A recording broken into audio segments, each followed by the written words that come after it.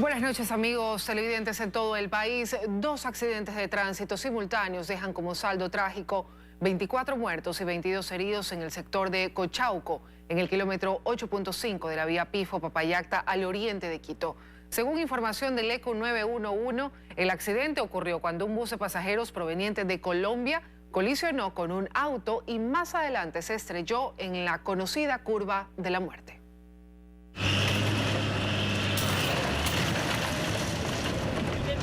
Totalmente destruido, así terminó el bus que causó 2 accidentes de tránsito en el sector de Palugo en la vía Papayacta-Pifo al oriente de Quito, en el que murieron 24 ciudadanos. 21 entre colombianos y venezolanos y 3 ecuatorianos. Vamos a enviar a los cadáveres hasta la morgue, en donde se les va a sacar huellas dactilares, en vista que hay muchas personas que han sido mutiladas, están irreconocibles. El bus de placas colombianas que se volcó en el kilómetro 8,5 de esta vía que une a las provincias de Napo y Pichincha habría ingresado al país por Lago Agrio. Sin embargo, esta tragedia inició en el kilómetro 10. Allí el conductor habría perdido el control físico del vehículo, impactándose con un carro tipo Jeep, dejando 3 muertos. Luego continuó su trayecto 1 kilómetro más hacia Pifo, derrapando y finalmente volcándose. Este es el carro con el que se impactó el bus. En él iban una familia de ecuatorianos, 2 niños y su madre murieron. Producto de este doble siniestro, además, 22 personas resultaron heridas. Hay algunos están estables y otros en estado crítico. Esperemos que la cifra de fallecidos no nos aumente. A su paso, el bus dejó además 3 viviendas destruidas. Entre ellas está la de Yolanda, quien hace poco terminó de construirla y ahora deberá demolerla. Una vivienda que está con fuertes daños estructurales, y esos daños hacen que la vivienda tenga que ser derrocada de manera controlada. Lo vamos a hacer nosotros con maquinaria pesada. Por lo que ella pide la colocación de señalética, ya que este no sería el primer accidente que sucede en la ya denominada curva de la muerte. Y es bastante peligroso, o sea, estamos al filo de la calle, sí, pero no tenemos dónde más habitar, porque algo debe haber técnicamente para prever. El bus de la Cooperativa de Transportes Especiales del Oriente habría prestado un servicio de transporte no autorizado. Trato de prestación de servicio con ordinal 1040. El conductor era Cristian Andrés Parra Silva y Neiva, Pitalito, Mocoa, Villagarzón, La Hormiga, San Miguel y Lago Agrio. Durante más de 8 horas el tránsito desde el redondel de Pifo estuvo interrumpido. Este es el accidente de tránsito más grave en lo que va del año, según la Secretaría de Seguridad del municipio de Quito. Fernanda Ceballos, 24 horas. Las 22 personas heridas en el accidente en la vía Pifo-Papayacta fueron trasladadas a varios hospitales de la capital dependiendo su condición. La mayoría de ellos permanecen estables.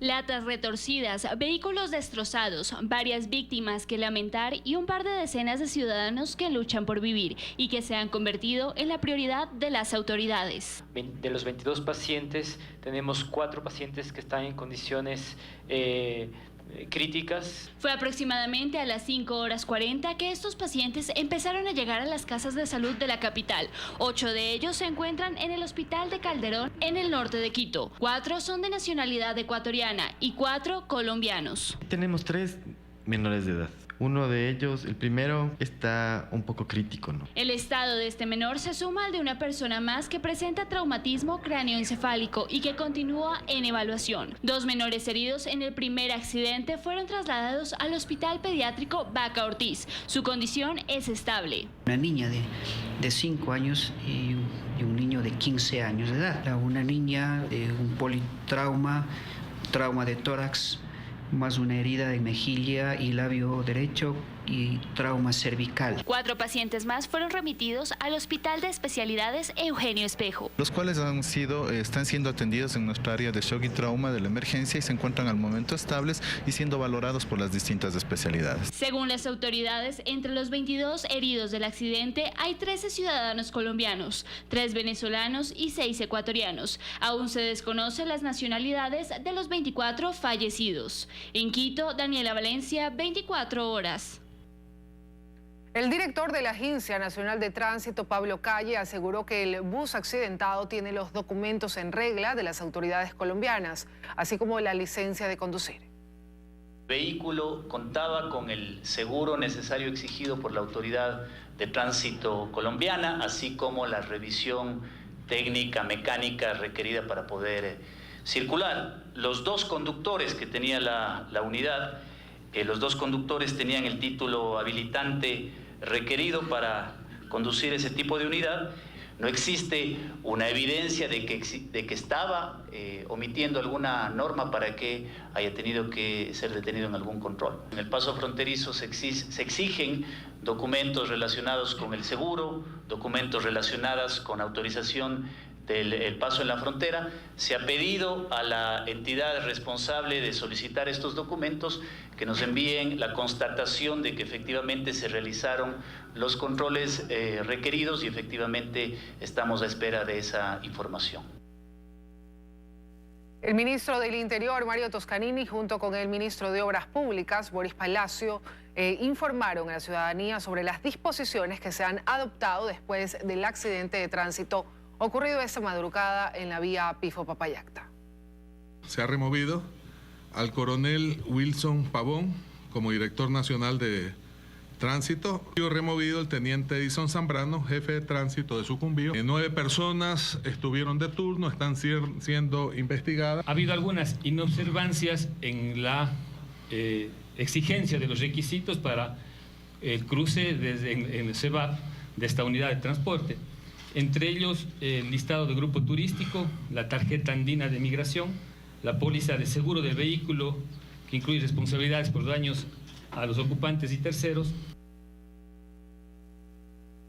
Y hoy fueron sepultados 5 de los hinchas que fallecieron el domingo en el accidente de tránsito ocurrido en la vía Cuenca-Molleturo. Los cuerpos estuvieron acompañados por familiares y miembros de la Barra de Barcelona. Los otros 7 cuerpos aún están siendo velados por sus familiares. Fue el segundo día de luto para los barcelonistas. Los féretros de las 12 víctimas del accidente de tránsito ocurrido en la vía Cuenca-Molleturo, cuando el bus que los transportaba luego del encuentro futbolístico en la capital Azuaya se volcó, fueron llegando a sus casas. Los recibieron rostros de tristeza, expresiones de dolor que contrastaban con las fotos de esos hinchas sonrientes. Aquellos que con devoción murieron acompañando a su equipo, como inconscientemente Javier Vélez, de 15 años de edad, un día antes lo pronosticó. Yo, papi, yo soy barcelonista de la muerte, papi. Yo le digo, no, hasta la muerte no, porque no tienes que morirte por ellos, no, papi, porque todos los barcelonistas somos de corazón y tenemos hasta la muerte. Y se fue al viaje y véalo, el resultado. Los 12 cuerpos arribaron primero alrededor de las 11 de la noche del lunes a la capilla ardiente levantada en el ingreso a la General Sur del Estadio Monumental Banco Pichincha bajo el escudo de sus amores. Hasta allí llegaron centenas de hinchas, incluso portando ramos para darle el último adiós a los miembros de la Sur Oscura. El día sábado, previo al partido, vamos a rendirle tributo, homenaje. Ya a la tarde de este martes los sepelios empezaron. Ángel Lozano fue sepultado en medio de cánticos, aplausos y hasta fuegos artificiales. Homenaje que también les hicieron a Maricati Vélez, Ray Calderón y Yanina Magallanes. Para la tarde del miércoles se prevé la despedida del resto de hinchas, en tanto que a primera hora entrará en vigencia la sanción impuesta a la cooperativa Señor de los Milagros por la Agencia Nacional de Tránsito. Ninguna de las 54 unidades de la operadora dauleña podrán circular. Luisa María Heredia, 24 horas. La Contraloría oficializó la predeterminación de glosas administrativas y civiles por más de 22 millones de dólares en contra del expresidente Rafael Correa y varios de sus exministros. Correa tiene 60 días para defenderse antes de que la decisión se ratifique. Mientras en la Fiscalía avanza la investigación que partió tras este informe con responsabilidad penal en contra del expresidente Correa, en la Contraloría ratifican la predeterminación de responsabilidades civiles y administrativas en su contra, por la emisión, colocación y pago de certificados de tesorería. 22.174.000 dólares es el monto de la glosa que deberá pagar el expresidente y más de 30 de sus exfuncionarios. A Correa se lo responsabiliza por haber colocado los certificados de tesorería a plazos de 360 días, lo que permitió que por esos 5 días restantes para completar el año calendario no se contabilice como deuda, afectando el cálculo de endeudamiento. El expresidente y 3 de sus exministros en el área económica deberán pagar cerca de $500,000, 515.703 dólares, además de una multa por $7.320. El informe además establece otras 3 glosas de responsabilidad civil. Una por la entrega de los certificados en dación en pago, Otra por la colocación de estos provenientes de bonos del Estado, los cuales disminuyeron el endeudamiento público. Y la más alta, por los canjes y renovaciones de los certificados de tesorería, que no generaron ingresos de recursos a la caja fiscal.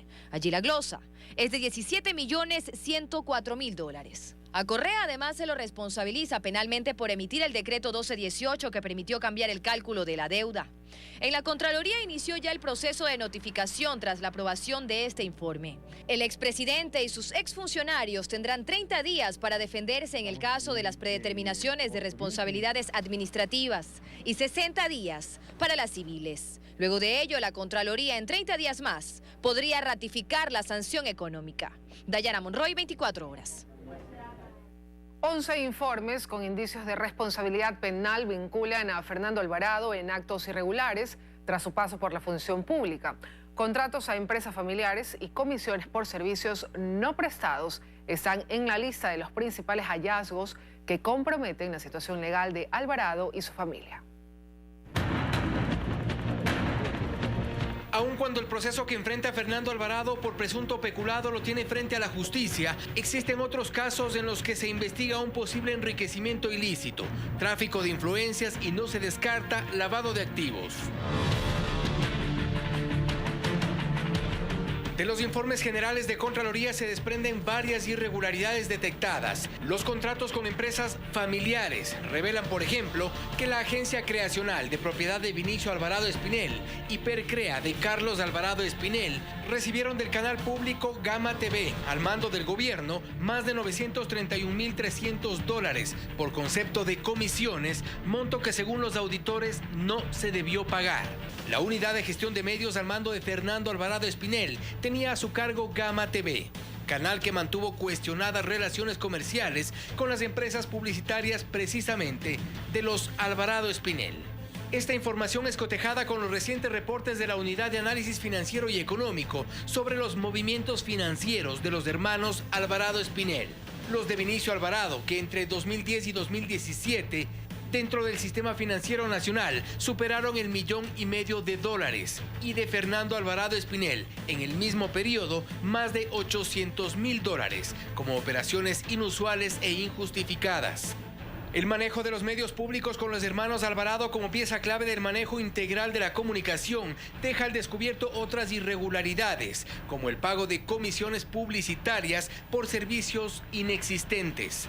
La Fiscalía investiga la responsabilidad penal de quienes al frente de Gama TV, Televisión del Pacífico S.A., solicitaron pagos por comisiones de venta de publicidad por más de $200.000 y no se prestaron los servicios de publicidad. Los beneficiarios son 2 personas naturales cuya posible vinculación con el gobierno es parte de la investigación. Pero su responsabilidad no se limita al pago de comisiones injustificadas. El canal público estuvo a cargo de la unidad de gestión de medios, con Fernando Alvarado a la cabeza, y allí se reporta una pérdida millonaria, cuya responsabilidad estaría compartida con las autoridades de la empresa coordinadora de empresas públicas, EMCO. Televisión del Pacífico Tele2 S.A. generó pérdidas con la transmisión gratuita de los enlaces ciudadanos de Rafael Correa.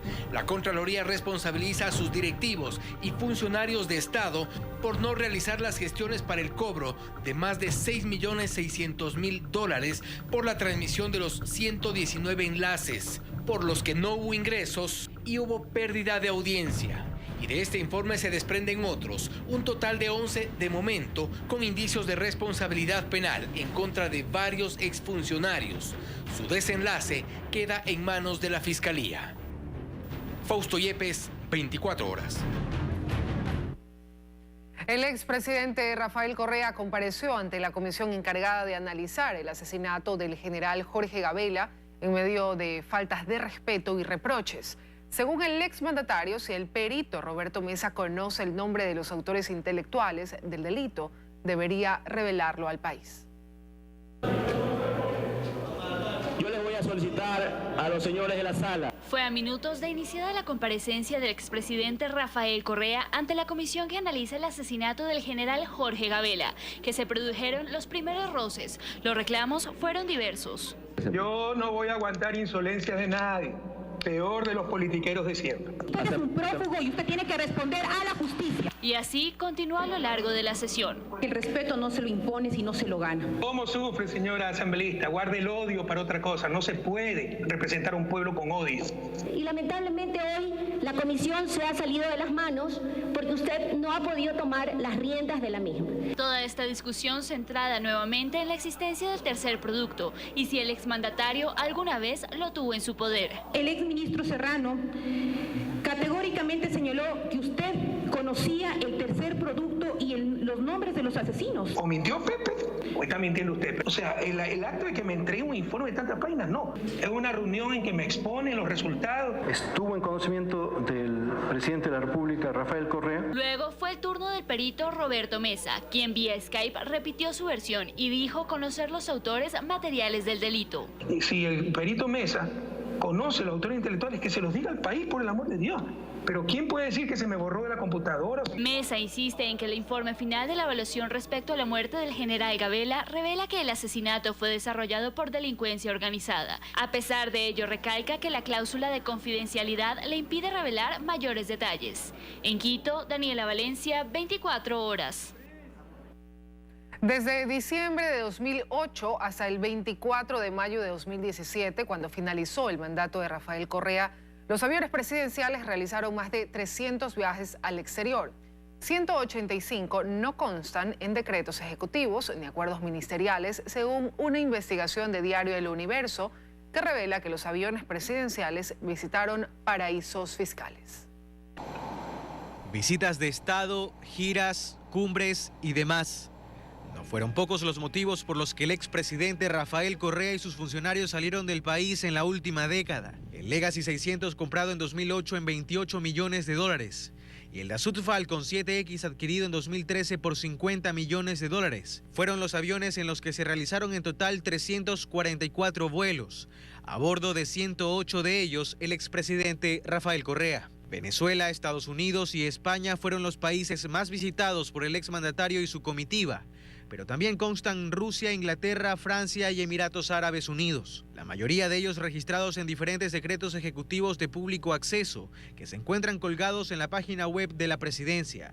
La mayoría, pues según una investigación de Diario El Universo, 185 viajes de los aviones presidenciales no están respaldados por decretos. Y por otro lado, según la publicación del medio impreso, 16 viajes internacionales que constan en informes ministeriales no fueron registrados en la aviación civil. De acuerdo con los registros de esa entidad, entre el 12 y el 17 de octubre de 2017, una de las aeronaves estuvo en Wilmington, Delaware, en Estados Unidos. El 20 y 24 de septiembre en Palm Beach, Florida, además de las islas de Barbados y Trinidad y Tobago. Estos viajes a puntos del mapa considerados como paraísos fiscales no constan en decretos oficiales. La investigación revela además que en los archivos de la DAC existen inconsistencias al comparar los vuelos de salida con los vuelos de llegada. En julio pasado, la Contraloría General del Estado anunció el inicio de un examen especial al uso de los aviones presidenciales entre enero de 2012 y mayo de 2017. La auditoría durará 90 días y se analizará también los 24 viajes efectuados por funcionarios de la Cancillería y del Ministerio de Finanzas, así como las 44 visitas internacionales de Jorge Glass y Lenín Moreno en calidad de vicepresidentes. En agosto de 2017, el Ejecutivo anunció la venta de uno de los 2 aviones presidenciales. Sin embargo, a la fecha el tema no ha prosperado. Carlos Acoto, 24 horas. Suad Mansour fue cesada definitivamente como superintendente de compañías por resolución del Consejo de Participación Transitorio. Además, este organismo fijó para el jueves y viernes de esta semana las audiencias de evaluación del superintendente de ordenamiento territorial y de la Corte Constitucional. Queda aprobada la resolución. Con el voto unánime de los 7 miembros, el Consejo de Participación Transitorio cesó definitivamente a Suad Mansour como superintendente de compañías. Dejar en firme la resolución que cesó y dio por terminado anticipadamente el periodo de la superintendenta de compañías, valores y seguros, abogada Suad Mansour Villagrán. Y quedó encargado el intendente general de compañías, Víctor Manuel Anchundia. Asimismo, en una rápida votación unánime, el Consejo de Participación Transitorio fijó para este jueves la audiencia de evaluación de Fernando Cordero como superintendente de ordenamiento territorial y el viernes, en 2 grupos, uno en la mañana y otro en la tarde, para los 9 jueces de la Corte Constitucional. A partir de las 10 horas, Pamela Martínez Loaiza, Tatiana Ordeñana Sierra, Marien Segura Reascos, Víctor Francisco Butiña Martínez y Emma Roxana Silva Chicaiza. Y a partir de las 15:30, Manuel Viterio Olvera, Ruth Semi Pinargote, Wendy Molina Andrade y Alfredo Ruiz Guzmán. Así las cosas, a los consejeros de participación les queda prácticamente 3 semanas para evaluar a todos los funcionarios bajo su responsabilidad. Pues los 6 meses fijados en la consulta popular para la evaluación concluirán el próximo 6 de septiembre. En ese plazo esperan terminar las evaluaciones pendientes y la de los vocales del Tribunal Contencioso Electoral y de los miembros del directorio del Banco del BIES. Está previsto el programa de trabajo para cumplir las tareas que nos han encomendado dentro del plazo que nos dieron para el efecto. Después del proceso de evaluación, los consejeros de participación transitorio se dedicarán a organizar los concursos para la designación de los funcionarios definitivos de las instituciones de control. En Quito, Freddy Paredes, 24 horas. Ecuador buscará convenios de abastecimiento de gas natural en el Perú debido a un déficit de alrededor de 90 millones de pies cúbicos. Además, la empresa pública Petroamazonas firmó contratos con 3 empresas que trabajarán en 4 campos licitados en el proceso Oil and Gas 2018. Así, el gobierno ecuatoriano cerró las negociaciones de 4 campos de crudo en los que empresas privadas de Ecuador, Venezuela y México invertirán 727,85 millones de dólares. Hemos llegado ya a un total de 1.400 millones de dólares para los siguientes 5 años en los campos que se han licitado este año. Tenemos previsto realizar inversiones sobre los 300 millones de dólares en los próximos 3 años. Esas inversiones están dirigidas específicamente a actividades de perforación de pozos nuevos. Con esta negociación se estima adicionar 77,29 millones de barriles de petróleo a la producción durante 10 años. En cuanto al campo de gas natural Amistad, también parte de esta ronda, su licitación aún no ha sido otorgada. Recibiremos las ofertas la primera semana de septiembre. A fines de septiembre tendremos los resultados. Interesados, Halliburton, el Grupo Avancia y el Grupo Sinopec. Sobre el campo Amistad pesa una glosa de Contraloría. En las plantas existentes, la producción de gas, según las autoridades, no abastece. Ecuador produce 35 millones de pies cúbicos de gas natural. Nosotros somos deficitarios, realmente requerimos 90 millones de pies cúbicos. Es por esto que anuncian que buscarán convenios de importación. Estamos muy próximos a realizar un viaje al Perú, 23 de este mes. La planta privada Gas Vesubio de un grupo económico cuencano de momento no tiene actividad, según el viceministro. Entrará en procesos de prueba para empezar a generar, ¿no? En cuanto al gas licuado de petróleo, anuncian para noviembre 2 plantas adicionales, una en Sacha y otra en Sushufindi. En Quito, María Gracia Costa, 24 horas. El gobierno nacional pagará deudas pendientes por los años 2016 y 2017 a los organismos seccionales a través de diferentes formas de ejecución de pagos. Sobre IVA imposible, eliminación de subsidios, el ministro de Economía y Finanzas dijo que aún no hay nada concreto. El gobierno nacional firmó acuerdos interinstitucionales con las municipalidades ecuatorianas, los gobiernos autónomos provinciales y los gobiernos parroquiales rurales. Esto para cumplir con pagos pendientes del 2016 y 2017, es decir, en total 232,7 millones de dólares. Esto es lo más importante para nosotros, que estas soluciones vayan en favor del ciudadano. Aquí hay palabra empeñada y se está cumpliendo ese compromiso fijado tiempo atrás. Porque algún tiempo no se nos estuvo entregando este recurso. Con las juntas parroquiales el pago será de 8,1 millones en efectivo. Con esta devolución del IVA que se entregará el 100% a los gobiernos parroquiales en efectivo, obviamente vamos a seguir ejecutando proyectos y también dinamizando la economía y generando fuentes de trabajo. Mientras con los gobiernos autónomos descentralizados y gobiernos provinciales ejecutarán una modalidad para la entrega de los recursos. Esto incluye una parte en efectivo y otra a través de desembolsos del Banco del Estado previa presentación de proyectos. Hay un plan de pagos, pero se va a pagar la totalidad de lo adeudado. La administración del instrumento estará a cargo del BEDE. La deuda con los gobiernos de 23 provincias es de 82 millones de dólares, mientras con los gobiernos autónomos descentralizados municipales asciende a 133,6 millones. Respondía a una situación crítica que vivía y que vive el país. Y así lo entendimos. Se le va a entregar en efectivo a un 72% de los municipios que tienen de devolución de IVA por más de $205.000. Y en cuanto a anuncios esperados en materia económica, como por ejemplo la eliminación de subsidios, el ministro explicó que aún no hay una definición concreta. Reiterar que no se va a topar el gas, no se va a topar el diésel y que en el caso de la gasolina se están analizando los escenarios para los vehículos de alta gama. Y explicó que será el primer mandatario quien anuncie cualquier decisión. En Quito, María Gracia Costa, 24 horas. A Ecuador ingresan a diario cerca de 4.500 venezolanos. La mayoría está de tránsito, pero otros deciden quedarse. Que la paga sea en dólares es la principal motivación, por lo que Huaquillas, en la frontera sur, se ha convertido en un atractivo económico. Llevan días viajando desde que salieron de Venezuela. Con más de 3.000 kilómetros recorridos, para algunos Huaquillas es solo una escala más dentro de su largo viaje. Para otros, en cambio, esta ciudad en el sur del país se convirtió en su llegada y nuevo comienzo. La cifra exacta de los que decidieron quedarse aquí es desconocida aún para las autoridades. Sin embargo, no hacen falta muchos cálculos para saber que cada día son más. A estos primos los encontramos en la vía de ingreso a Huaquillas. Él es ingeniero en sistemas y él es profesor de educación especial. Hay que salir a otro país para poder enviarles a nuestra familia, para que puedan comer. El sueldo de un mes de trabajo alcanza para un cartón de huevos. José es peluquero, tenía su local en Táchira, pero la crisis lo obligó a cerrarlo y emprender el viaje. Cuenta que allá al mes ganaba $3. Aquí, en un buen día, puede llegar a los 30. En un año me veo en Venezuela, ya con mi familia, ya es todo estable. Estar acá solo, extrañando a todo el mundo. En el municipio de Huaquillas temen que el paso de los venezolanos aumente, no solo por los que se van, sino por los que se quedan. Están ingresando por el CEBAF al Perú más de 1.500 personas. Hay personas que se desmayan, personas que necesitan comer, alimentación y medicina, atención médica.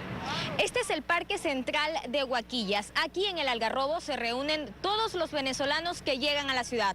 Algunos ya con trabajo, otros a la espera de una oferta laboral. Bueno, aquí limpio vidrio con mi hijo de 11 años, vendo galletas. Ahorita vendo caramelo. Autoridades de la ciudad y la provincia mantendrán en los próximos días nuevas reuniones para definir acciones ante la masiva llegada de los venezolanos. Tras la declaratoria de emergencia migratoria en las provincias de Pichincha, El Oro y Carchi, se agilizaron los trámites migratorios en estas dos últimas y mejoró la asistencia en salud. Desde Huaquillas, con cámara de Edison Choco, Joana Ramos, 24 horas.